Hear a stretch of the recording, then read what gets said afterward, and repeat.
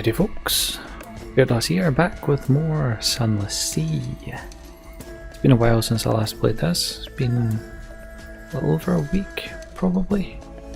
Maybe a couple of weeks by the time this actually goes out, since it was last on the channel. Not doing too hot, to be fair. Not sure how I expected it to do, but yeah, I was kind of hoping it would do a bit better.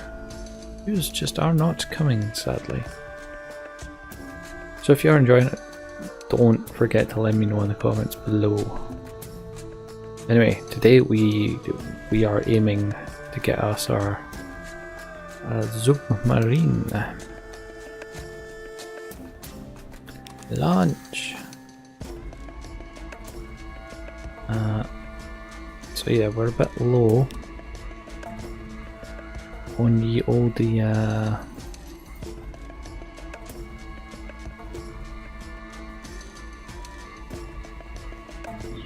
fuel, and a little bit better on supplies.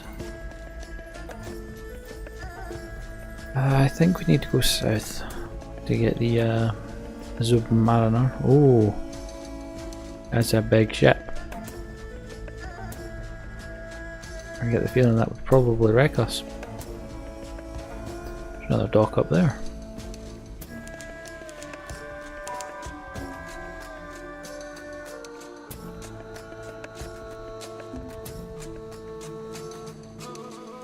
Oh yeah, and our hull's a bit naff at the minute.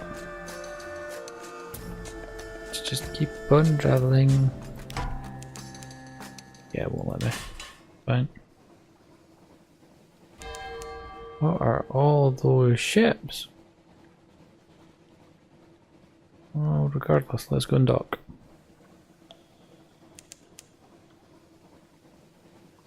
Khan's Shadow.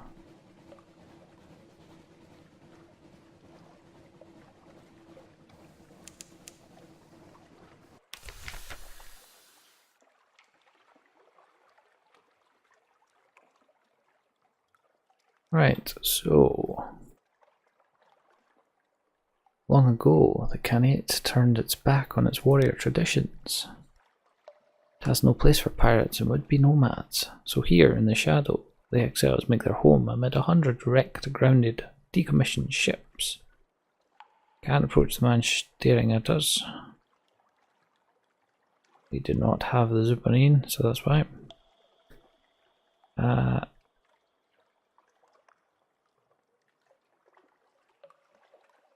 Our Longshanks gunner wants to go up. What? I'm no more good for your captain.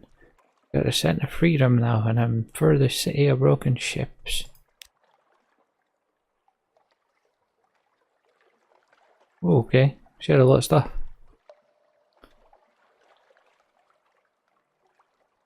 So I've got a confession to make. I've been moonlighting in the old trade. Not aboard ship. I'd never steal from a shipmate, Captain, I swear. She winks. But a port here, a port there. Here's some in my haul, and thanks. Shows you a collection of clinking objects wrapped in cloth. Shoulders a bundle, and whistling hurdles the rail to land in a rustling coal barge. He's gone. So we've got two outlandish artifacts.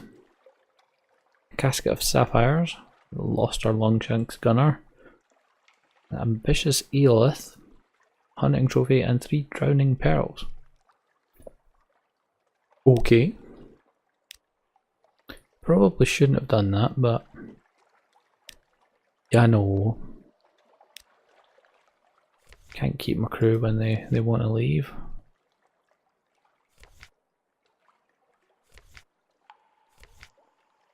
I can buy sticky and ivory or creative human cells.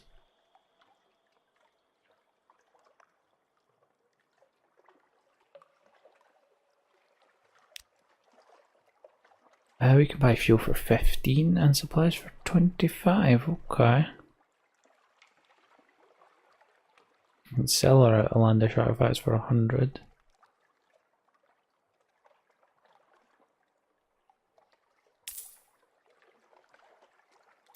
Go buy some fuel. and some supplies. There we go.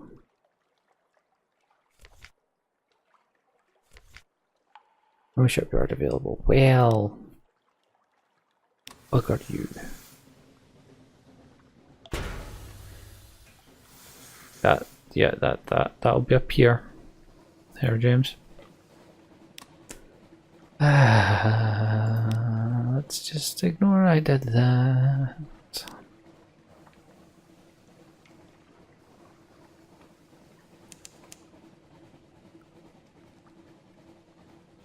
Tides of Appetite is some distance to the south.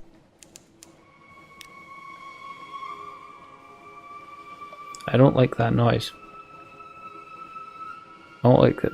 That looks like a face that's moving.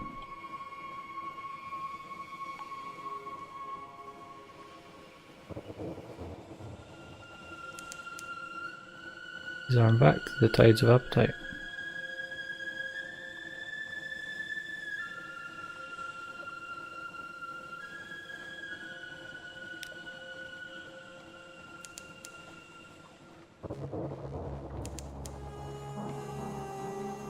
Big underwater some distance to the west. Well, I can't go underwater yet, can I?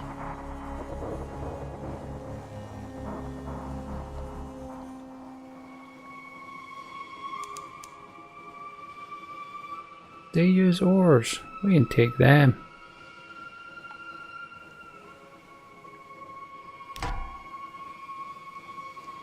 To battle!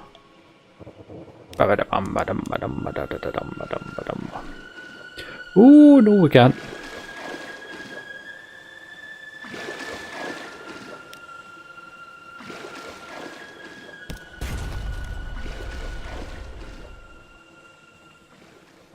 Let's get out of here.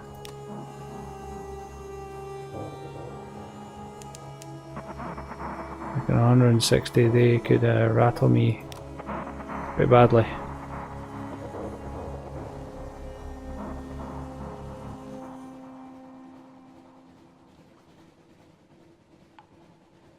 So if you sail right over there, you're gonna take damage. They can fire out the front. Screw that. Not up for that at all.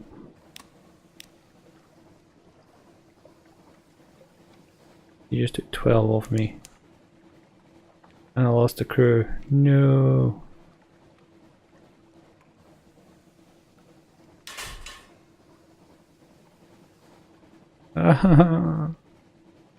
Leave me alone.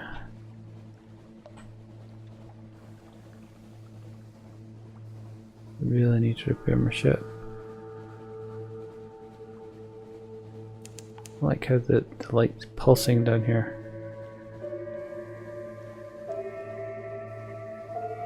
Stormers watching, the sailors would say. Apparently. This looks a bit interesting.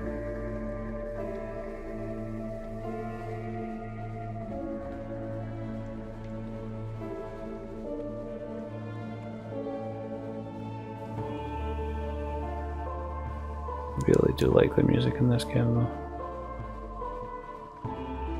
It's really good. It really does get the vibe. Of course, I went the wrong way.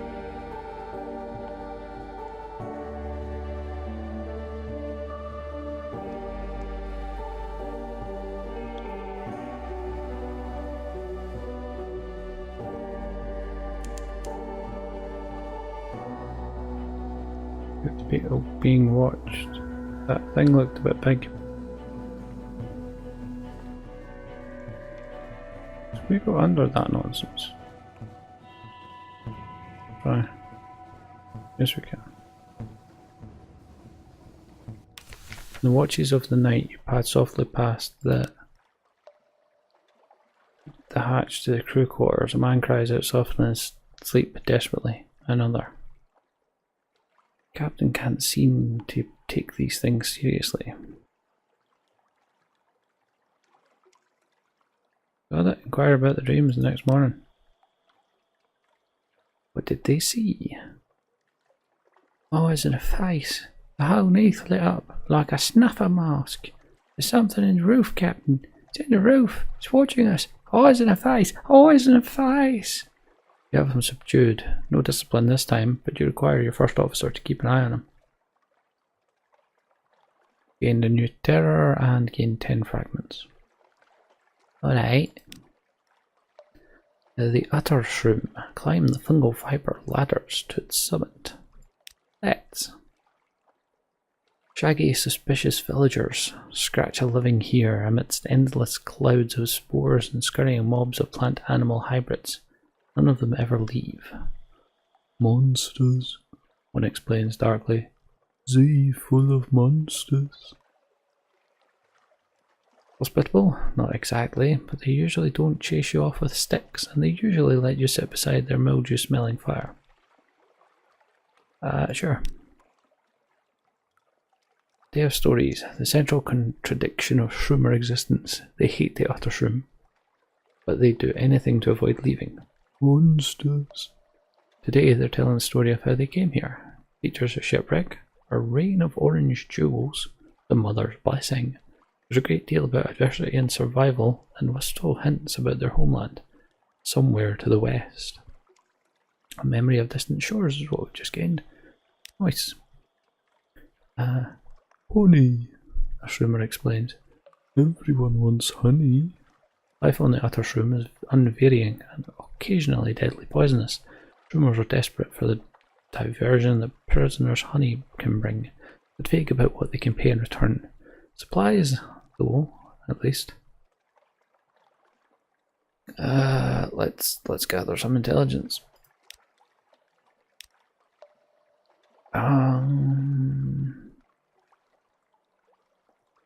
Yeah, we can get our Blemmigan Gallivantier to explore.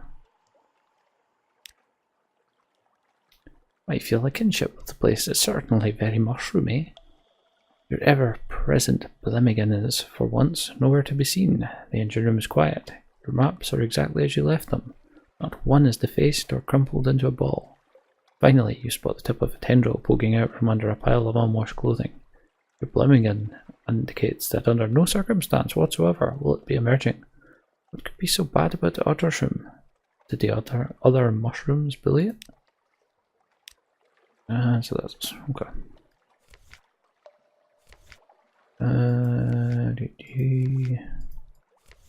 Nothing here. Marvelous. Launch.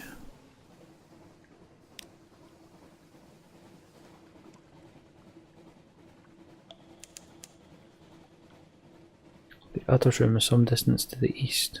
There's another utter shroom. Seriously, how big is that bloody thing? And it's got feelers. I really want a bigger ship. And one that can fire from the bloody front. Surely it doesn't take that much to get that.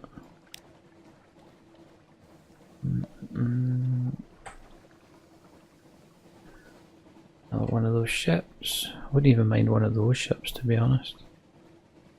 Just a different bloody shape. Would be nice.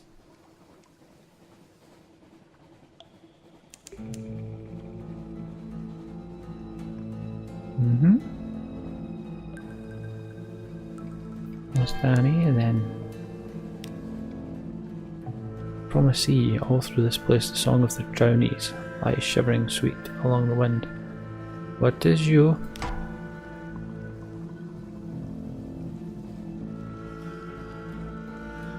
Albino Moray. Uh-oh, that's gonna hurt.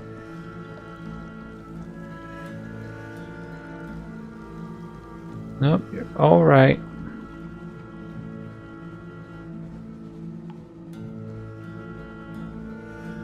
Belcher smoke goes up from the tunnel, the funnel. All clear.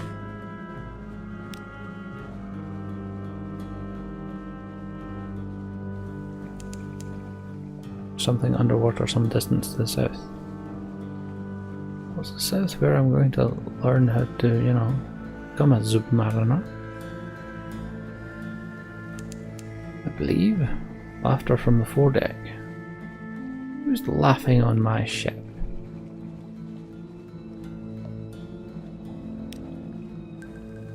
We are way south now. That looks like a lighthouse. It is good.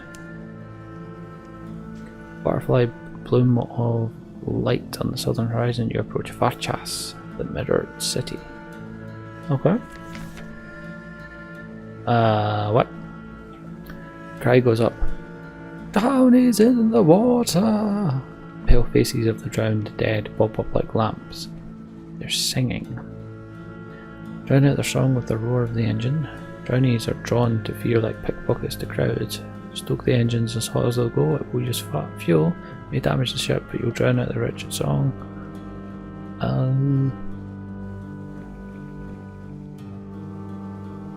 Nope. I've lost a crew member. That's not cool. Right down to 7. What the? Yeah, I don't really want to get in a fight with them, I don't think.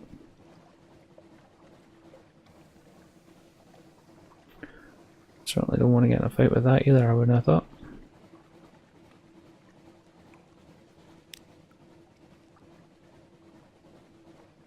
So is that a place under the sea then?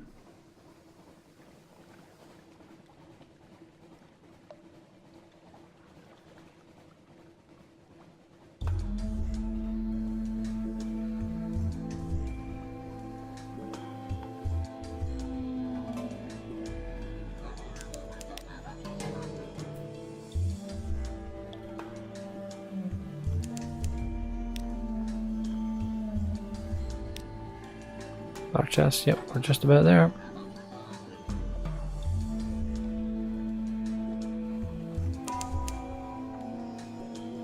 Gained a secret. Very nice.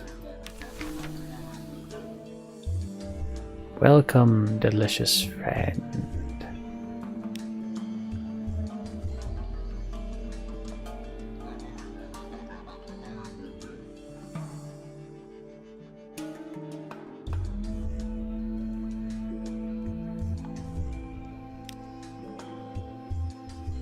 No, we're still at Port Carnelian. So it'll be somewhere along this. Okay. Burning white light of Varchas. The walled city of Varchas is a tangle of green vines and luminescent fungal flowers, slow blooming around smouldering stone. Quincunx. That's a very interesting word. Of carved stepped towers rise over the walls and pour burning white light into the bleak sky. A rough shadowed path leads from the docks to the mirrored gates of Varchas.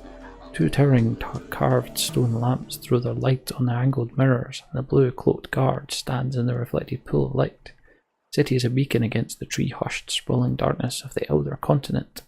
In the far distance, a vast mountain glimmers.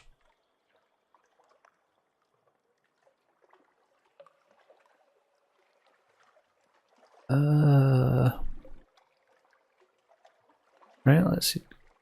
Its overpowering sweet comes from the fungus growing wild all over the city's stones. Flowers have white waxy leaves which leave powdery traces on your fingers. The light coming from the city has the same camphorous quality. The smell, perfume worn too many days on the body. Unread books left to turn to ink-stained pulp. Garden drowned and rotting in still water. Sailors wave me over. They are sitting on some upturned crates on the docks, playing a game with mirror chips and stylized snakes made of bone. You're not thinking of going in there. The sailors gawk at you in unconcealed horror. They turns telling you gruesome stories of Varchas, which they no doubt invented whole cloth. Some are convinced that the Varchasi render sailors into tallow to light their city. Others say they steal shadows and sell them to their masters. All of them are convinced that they blind any strangers who dare to gaze too long upon their city's secrets. We're just waiting to be paid, and then we're off, one of the sailors says, nervously fingering a mirror chip. I've only got one eye left. I'd like to keep it. Never a bad idea to gather a little intelligence before heading into unknown waters, or cities, as the case may be. Blue cloaked guard only acknowledges your existence when you step up out of the darkness of the path and into the light from the lamps. The guard stands in the middle of the pool of light, looking warily at the darkness beyond you. Up close to the guard's blue cloak is threadbare and mossy along the hem. A pattern of embroidered suns runs along the collar. The gold thread is dull. The caul around her eyes is smudged. "Well, Thomas?" she asks. "Are you going to ask your questions, or are you just going to stare?" Her tone is brusque, but her expression is curiously eager. I don't think Varchas receives many visitors. My name is not Thomas," correct her politely. Guard looks scandalized and tries to stop her ears. "All those who are not Varchasi are Thomas. You have been touched by darkness, and it has taken your name." She fixes you with an admonishing look and adds, "It's very ill-mannered to pretend you still have one." Begin to see a little why Varchas is not often visited. Looks like you will have to get used to being called Thomas if you wish to enter. All seems a bit wasteful, possibly even ostentatious. "We must always walk in Mihir's light, so we burn our lamps night and day to banish darkness from the mirrored city," she tells you proudly. "We let darkness corrupt us, so we would not be Varchasi any longer, but Thomas, like you." You wonder, is that so terrible a fate? Her mocking laugh answers you even before her words do. "Yes, it would be terrible indeed, Thomas, and before you ask," she adds, "no, I do not have any desire to leave Varchas. The rest of Neath has fallen from Mihir's grace. I have no wish to join them." Ask about her. Does she like her job? Does anyone? "It's a great honor to guard the mirrored gates," she snaps defensively. She gestures to the edge of the pool of light illuminating her post. "It's very dangerous. Even a small stumble and I could fall into the dark." This goes thready. "I would be banished from Mihir's grace. I would lose my name. It is why they only send the bravest outside the walls." For the customs, best to know before you flout them. Easier to plan an escape route that way. "Don't touch the mirrors. Don't even look into the mirrors," she says, her voice hard. "And try very hard not to dream." Are you expecting something along the lines of don't murder anyone or only wear red on special occasions? Still, you nod and smile. "I have no more questions. I'm satisfied." Perhaps the guard's voice is beginning to grate a little. She looks a little disappointed but does not try to engage you further. Port. And I wish to enter. Makes a mark in her ledger before ringing a brass bell. The mirrors of the gates rearranged to give you space to pass, but never once allow shadow to touch the guard. "Our ways are not yours, Thomas. Remember that, and walk in the light of Mihir." Inside the city walls, your eyes are blinded by the brilliance of the light of verdant. The verdant rot smell is even thicker. The heat of so much flame and reflected light presses oppressively up against your skin. Your head pounds. It's a few minutes before your eyes adjust and you can look around. Brass lamps and gilded sconces hang from every wall, and phosphorescent fungus grows moss-like upon doorways and ceilings. Cunningly arranged mirrors catch every droplet of light and diffuse it till each cobblestone rampart of the city is drenched and blazing, and utterly without shadow. Who do you speak to? Well, the Firekeeper sounds positively wondrous. So yeah, let's speak to the tardy lamplighter. Dressed all in saffron, a pair of thick fireproof gloves dangle from a silver chain at her waist. "I am too important to play guide to you, Thomas," she tells you before you even open your mouth. "I am the keeper of the western principal mirror," points up at the enormous multi-faced mirrors set atop each of the city's 5 towers. "I'm only here because I'm looking for my idiot brother. He's probably busy pouring wine down some pretty dark-eyed boy's throat in a tavern. Matter of great urgency, wonder. He's late for his lamp checks in the sacred district.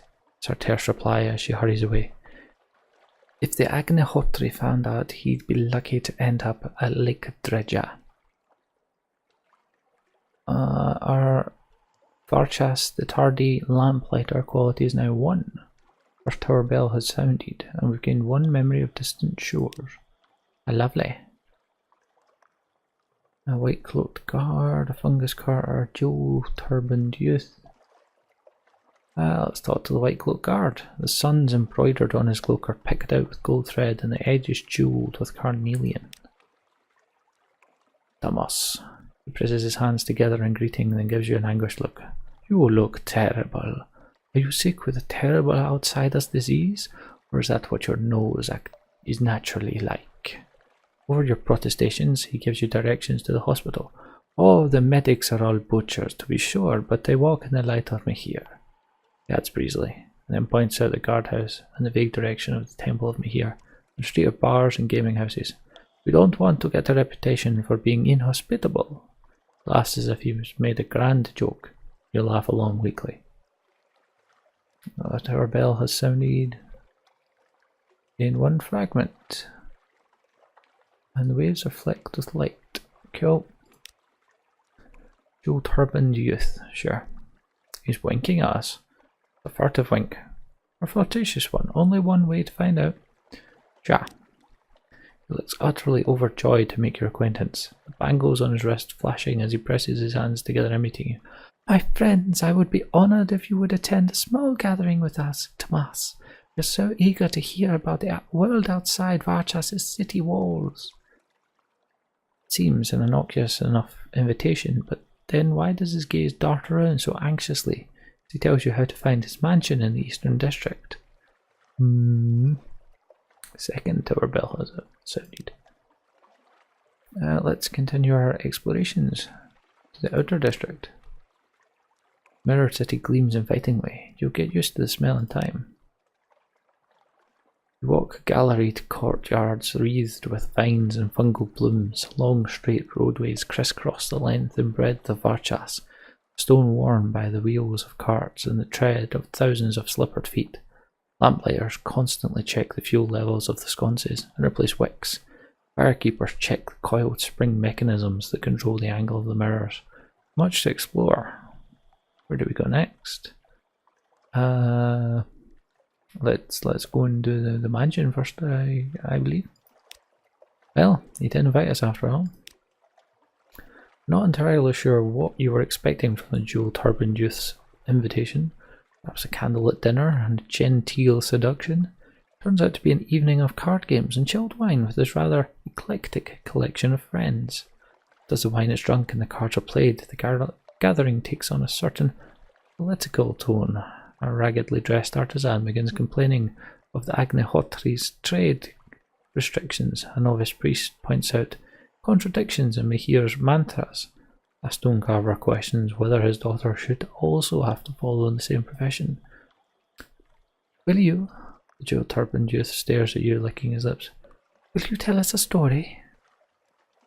It's not wise to become involved in politics, especially politics that are not your own. You'll even not return? Well, we could do that. Tell them of ourselves. It might be nice to be honest, especially to a group of people you'll never have to meet again. Could just bugger off to the city centre. We could invent a fanciful tale. Or tell a wanderer's tale.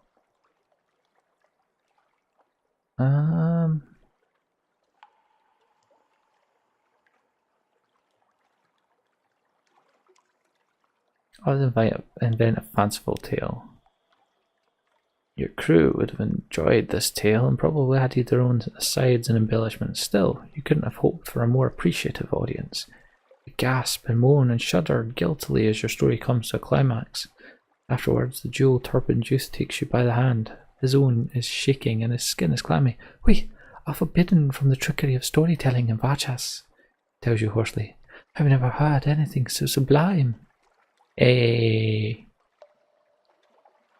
we're up to level 2 with him now. The third tower bell has sounded, and we have one searing enigma. Nice.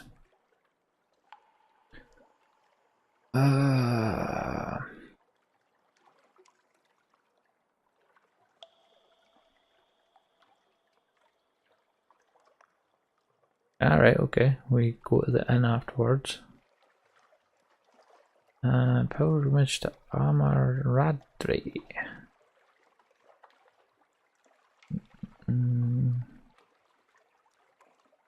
Alright, we need lots of stuff.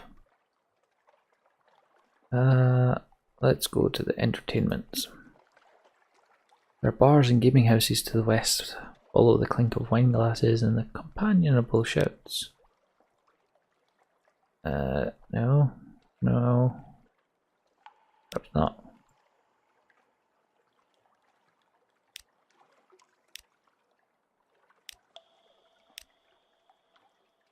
Let's go to the hospital then. The hospital lies in the shadow of the southern tower. Are you feeling a little fevered? Do you hope to learn medical secrets? Perhaps you just enjoy the moans and flushed faces of the sick and suffering. Charitable Hospital is a long galleried building divided into a series of curtained wards with their own light sources and mirror series. A door-faced nurse glances at you expectantly.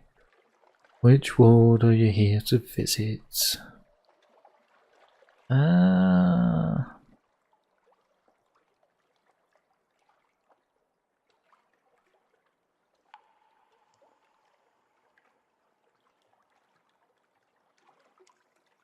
Let's do the open ward. See patients sprawled on their beds playing card games and chatting to visitors. Most of them have minor injuries. Most of these rooms happen outside the city, on hunting expeditions or trade missions, the door-faced nurse explains, severely raising her voice. Which is why most of these maligners are guards. Patient nearest to her pretends to swoon. But what would I do away from your gentle, tender gaze, O fair nurse? Clasps his hand to his bosom. Surely I would wither and perish. We'll see who withers when I give you your sponge bath, she retorts. And her patient draws up his blankets meekly, though his mouth still curves up in a smile. A fragment, we've lost 2 terror, and the 4th tower bell has sounded. Let's go to the mirrorless room. The ward is locked several times over, and the door-faced nurse looks uncomfortable when you mention it. That is where we keep the mirror mad, she says with a shudder. The mirrors, he whispered to them, and instead of going to the sun priest, they whispered back. And you just abandoned them in a locked room? Don't despise them. They're given food and water. Tending the mirror mad uses up almost as much fuel as Mahir's temple, because they can only be lit with direct lamplight. Don't dare let them near any mirrors. Shuddered again. The mirror mad are worse than Tamas. They no longer serve Mahir, but other powers. Those that speak in dreams and visions. He refuses to say anything else. In 7th fragment, the 5th tower bell has sounded at this evening, and we've gained the terror. We are now haunted. Great! I had to get rid of my terror, but... Right, so now we can go to the inn at evening, and after the 5th bell, each Tamas is assigned a room. The light is endless and merciless. Will you sleep? All visitors to Varchas are given 1 night's accommodation in the city's only inn. It's a handsome stone mansion arranged around a pleasantly cool courtyard. Frescoes of city life are painted on the walls. Given how few visitors Varchas hosts, you suspect the inn is more usually used by philandering locals. Evening falls. Or does it? Town's 5 principal mirrors are mounted on coiled spring mechanisms that alter their angles subtly to create the impression of evening. Across the city, the firekeepers throw pinches of coloured powder into the lamps. The quality of light yellows to a softer brightness. The wine-mazed lamplighter. We can go to the kitchens, but the courtyard. Sleep. Yeah, let's not sleep. Ah, right, that's the guy that we were, or the other wife was looking for. Let's go and speak to him then. He's dressed in saffron robes and is indeed pouring wine down the throat of a very attractive dark-eyed boy. You could tell him his sister is looking for him. He starts up in horror, spilling burgundy red wine everywhere. His young companion looks irritated. "I'm late!" he shouts. "Here, forgive me. The Agnihotri is going to skin me alive." He pumps your hand in gratitude. "Thank you, Tomas. I won't forget this. Here, take my arc jewels." And the tardy lamplighter quality is now 2, and we've gained 3 outlandish artifacts. Nice! Thanks for that. Let's do the courtyard challenge. Cushions are arrayed around the marble fountain in the middle. Musicians pluck their instruments under the shade of the twisted yellow-leaf trees. You hear the word Tomas being whispered, and the musicians grow nervous that their fingers slip on the strings and their tongues forget the lyrics. You leave them to their music before you ruin their evening entirely. Oh well. Time to sleep then. Bed is low and wide and draped with cotton sheets stamped with vegetable dye patterns and muted greens and blues. What? Yeah, we've got 10 terror. Bed. You've fallen to sleep easily despite the bright light, but your dreams are full of whispering, glittering smokes, mirrored vapours that coil into reflecting, warping shapes. See your limbs bend, your skin slow, and your eyes twist. You wake up with your heart pounding, your nostrils are full of the fungal rot smell of Archas. Your body is as it always was, but somehow that is not as comforting as it should be. You now have one of this, Menace is her dream of smoke. 10 terror. Permitted time in Varchas is over. Time to go until next time.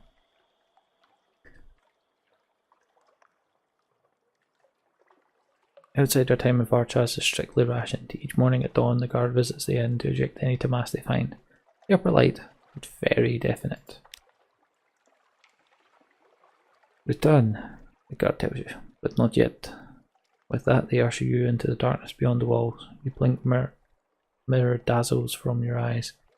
Cold out here. And we're now at 91. Didn't ever check lemon shops. Pillock. Good, then let's go. Uh-oh. Oh, one supply. Smash it.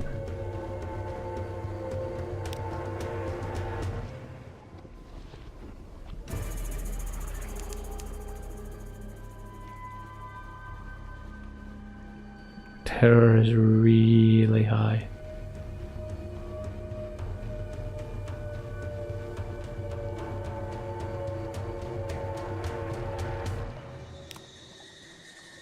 Turn the light on.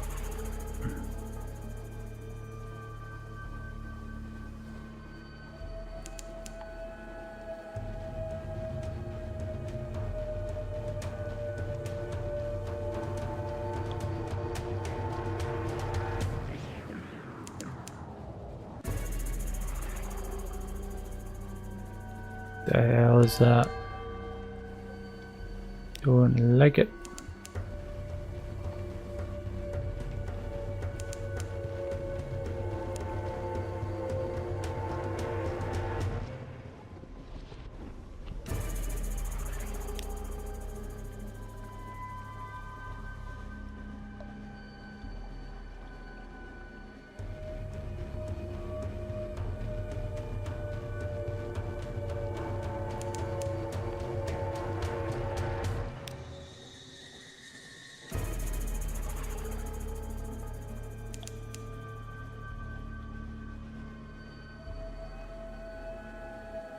Please have a dock here.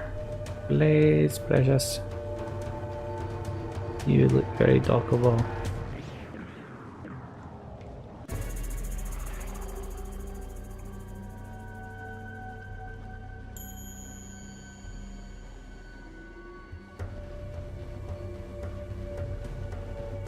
Yeah, well, we can't add another bit of fuel in the engine. people are going to start eating each other.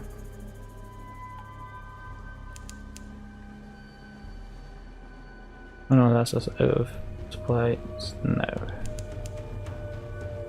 Dark Griffin Straits. We're already as far south as south went.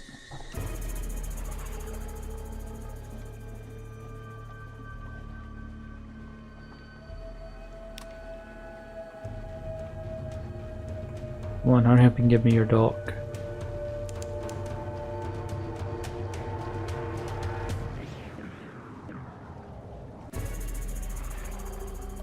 Uh-oh.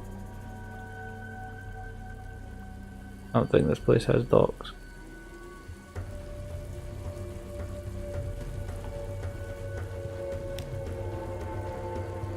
That's not cool.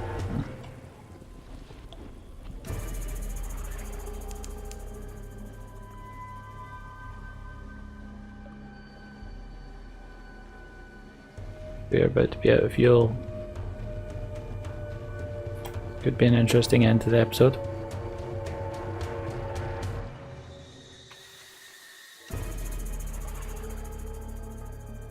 Uh-oh.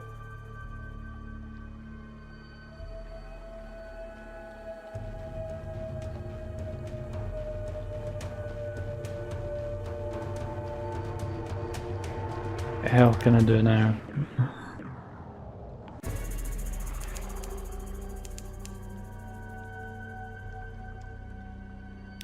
What do I do?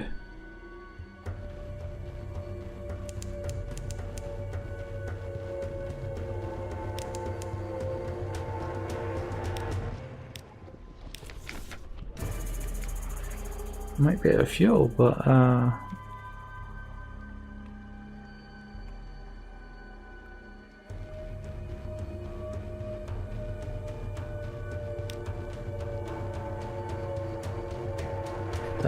I need to wait for everyone to kind of gobble themselves.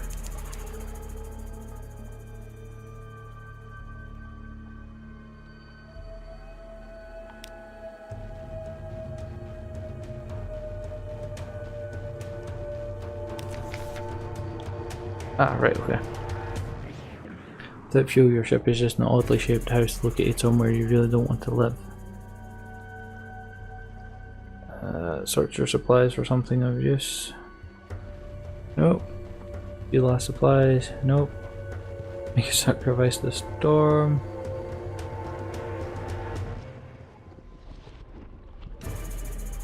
Death. Stone is the kindest of the gods of the sea, but that's not saying very much. There's a great wound from which a river of blood flows. Wound yourself in memory of her, and perhaps you'll show mercy.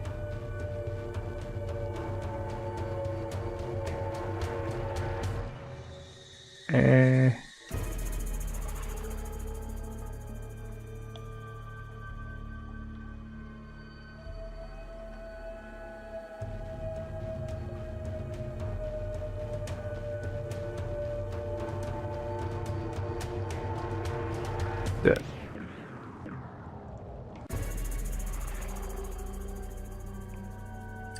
So we just sacrificed 2 people. Blood of the sacrifice is black in the deck lights. The crew are silent. No one will look at anyone else. The sea stirs, it withdraws, flattens unnaturally, rises in a wave as high as a hill. The ship is borne up, up, up, high enough that you glimpse the roof of beneath, and then comes smashing down. So we just get lots of our hulls intact again. Doesn't really help. Now I need to make a sacrifice to stone. Ship's doctor bandages the wound efficiently. You pace the deck and ignore the pain as best you can. Your engineer approaches. Captain, there's more fuel in the bins than I realised. Just a little. I looked 3 times. I'm sure it wasn't there before, but now might be enough. With 1 wound, at 3 wounds, I die. Lovely. And we can go full speed again.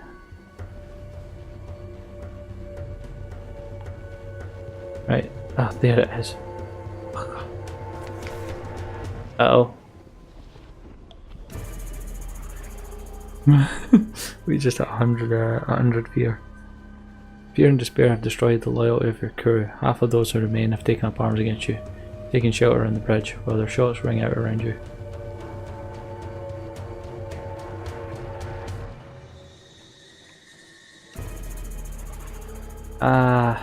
Sure. Shit. You take cover with your loyalists and hold them at bay as long as you can. One by one, you run out of ammunition. When they storm the bridge, you fight them hand to hand, to no avail. One of them smashes you through the glass of the bridge windows. You tumble to the deck as they shout in desperate victory, and land with a final crunch.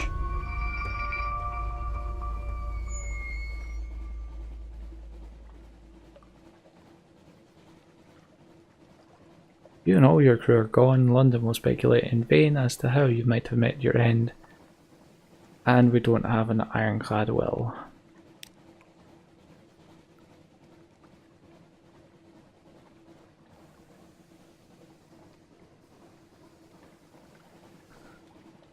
Right, can I save it there? Nope, can't save it there. That's annoying. I'd rather get into this in the next episode. Okay, we now lodge in a room above the blind helmsman. Our first captain has died. Don't worry, these things happen. Explore boldly with your next captain. I was exploring boldly. That was my issue. Use a legacy to preserve something for your next captain. Died January 12th, 1888. It's over for now, but...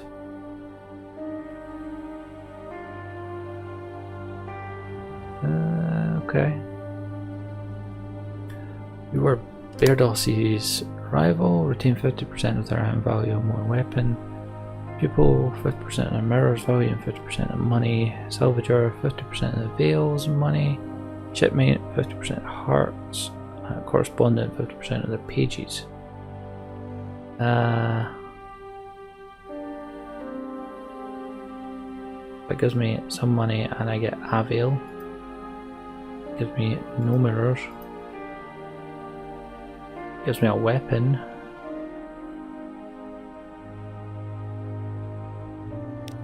I can keep an officer. Well, 1 heart sucks. 2 mirrors and 2 pages is alright. 6 mirrors and 3 veils. I think I'll probably take that.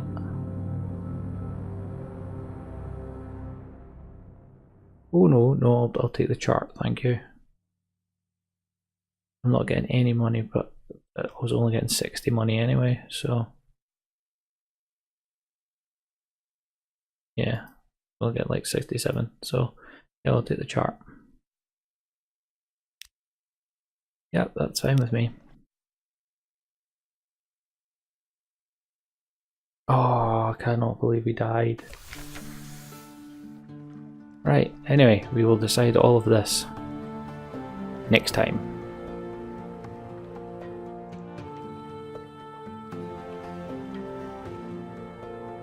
I believe it should have just saved. So anyway, that has been another bit of Sunless Sea. We will come back and begin with our new captain in the next episode, whenever that may be. Like I said, it needs some love, so if you are enjoying this, be vocal please. I like to know when people are enjoying the content, so yeah, let me know. But anyway, I have been Bairdos, this has been Sunless Sea. You take it easy, have a good day, adios.